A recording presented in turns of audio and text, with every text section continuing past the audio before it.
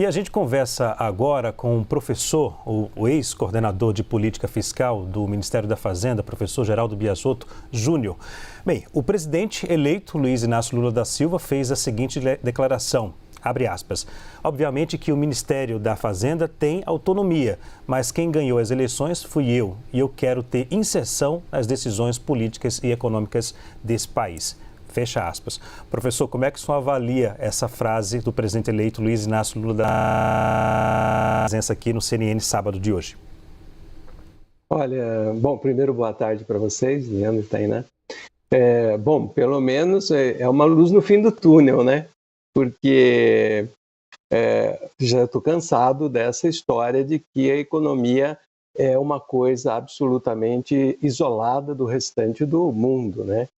Não, a economia é a política. As pessoas decidiram por uma certa inserção política, né? Uma certa política econômica, políticas públicas, políticas de saúde, e o presidente tem que interferir nesse processo, porque senão, inclusive, é uma falsidade, né?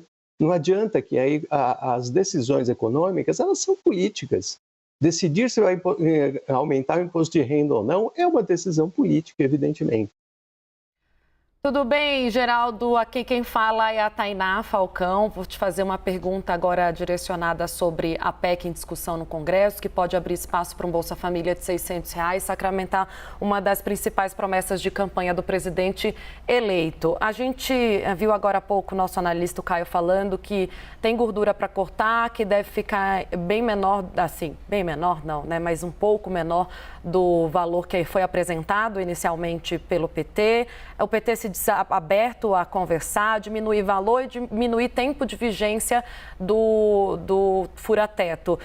Isso que está sendo discutido parece razoável, um tempo de vigência não de 4, mas de 2 anos e um valor não de 200, mas de 150, 130 bilhões. Qual é a diferença que vai fazer, de fato, a aprovação de uma PEC com essa gordura a menos?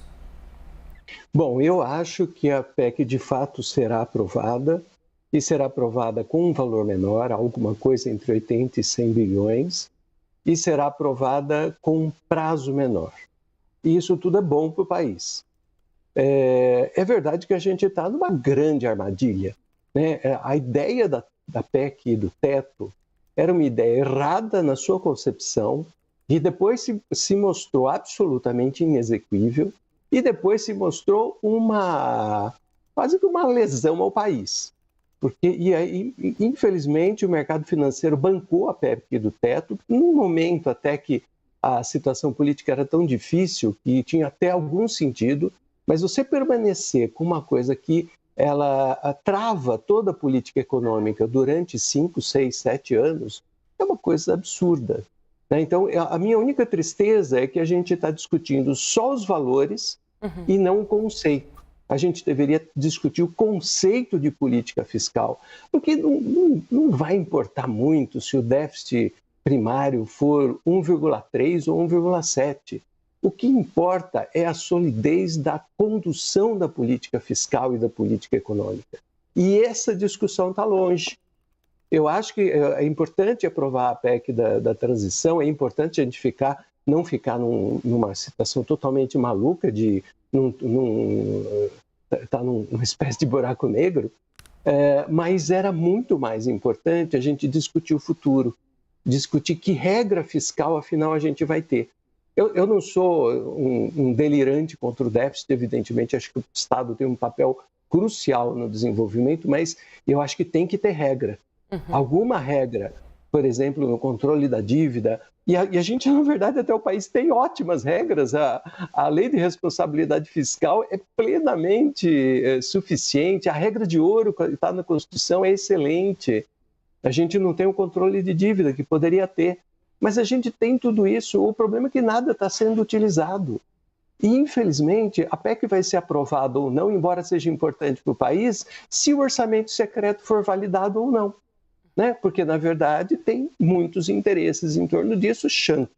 Haverá uma chantagem contra o futuro governo, evidentemente, para aprovar os últimos momentos do orçamento secreto para essa legislatura.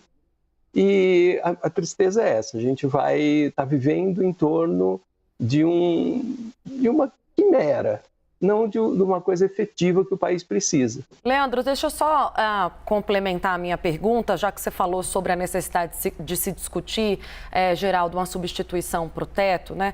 Essa semana mesmo, a Aloysio Mercadante, que está na transição, é coordenador e foi ministro anteriormente, né, da ex-presidente Dilma Rousseff, ele trouxe uma questão, uma possibilidade, talvez, eu queria a sua avaliação, sobre discutir esse novo arcabouço fiscal num prazo de 2 anos. O que internamente pelo PT está sendo avaliado até de vir com essa previsão na apresentação da PEC. Seria uma saída? É um prazo satisfatório?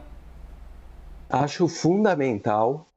Talvez fosse o grande elemento da PEC do ponto de vista mais estrutural para o país. A gente precisa de uma regra fiscal que valha, porque, inclusive, a própria PEC do teto, na verdade, ela é PEC do extrateto, né?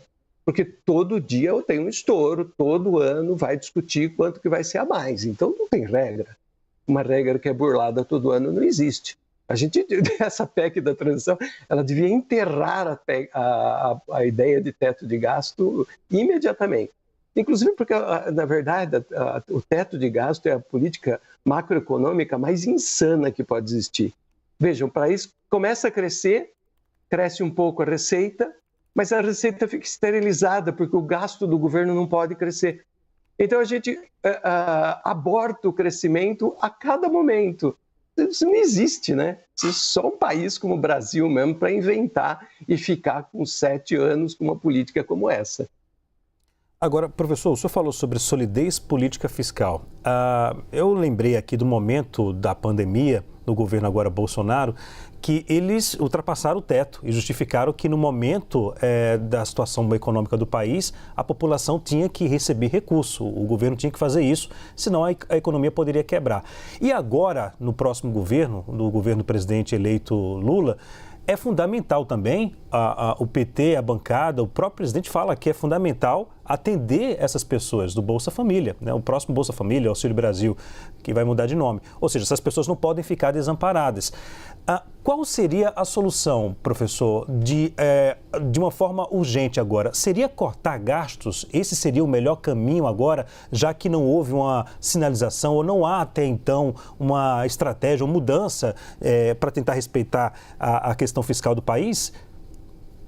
Cortar gastos não é uma alternativa nesse momento, porque, na verdade, depois de tantos anos de teto, a gente não tem uma máquina pública, a gente tem um Frankenstein. Porque o que podia ser cortado foi cortado ao limite. E, por exemplo, não poder ter dinheiro para fazer passaporte. Mas tem um monte de outros grandes problemas na máquina pública. E, por outro lado, a própria estrutura do teto de gastos, da forma de medir, era muito equivocada. Então, você tinha dinheiro do cofre das universidades federais que não podia ser gasto. Dinheiro de receita deles. Dinheiro de receita de taxas de fiscalização não pode ser gasto. Dinheiro de Fundo Amazônia não pode ser gasto porque está dentro do teto. Então, na verdade, a gente tem um problema assim, a lateral ainda, que é a forma como essa estrutura do teto do gasto foi montada, que ela é muito equivocada. Mas isto levou a que a nossa máquina pública hoje seja totalmente distorcida. O que a gente precisava era de uma avaliação muito grande, valia a pena nesses 2 anos aí colocar uma avaliação sobre a máquina pública. Afinal de contas, o que gasta onde é gasto. Porque é isso que o país precisa. Né? A gente não precisa ficar controlando o montante, a gente precisa controlar a eficiência do gasto. E isso todo mundo esqueceu. Né? Em alguns momentos, alguns heróis foram aí e tentaram discutir isso, mas todo mundo esqueceu de discutir isso. O próprio orçamento secreto é uma distorção absoluta no gasto. Aí, se você olhar a PEC do teto, a emenda do teto, ela impediu que o investimento público seguisse. Hoje a gente tem investimento público num nível ridículo, não dá para cortar mais. Eu inclusive, apoio essa medida de você usar o que sobrou de recursos de 21 para, pelo menos, auxiliar um pouco os investimentos públicos. Porque a gente tem que ter muita noção do seguinte, o Brasil é um país onde o Estado sempre foi importante. Então tem coisa que não adianta que a iniciativa privada não vai conseguir fazer rapidamente. Embora eu seja um grande defensor das PPPs e da entrada do setor privado na infraestrutura, tem coisa que eles não conseguem. Então tem que ter investimento público em determinado segmento. Conversamos com Geraldo Biasotto, ex-coordenador de Política Fiscal do Ministério da Fazenda, professor também. Muito obrigada pela sua participação, espaço aberto. Muito obrigada, hein? Até logo. É.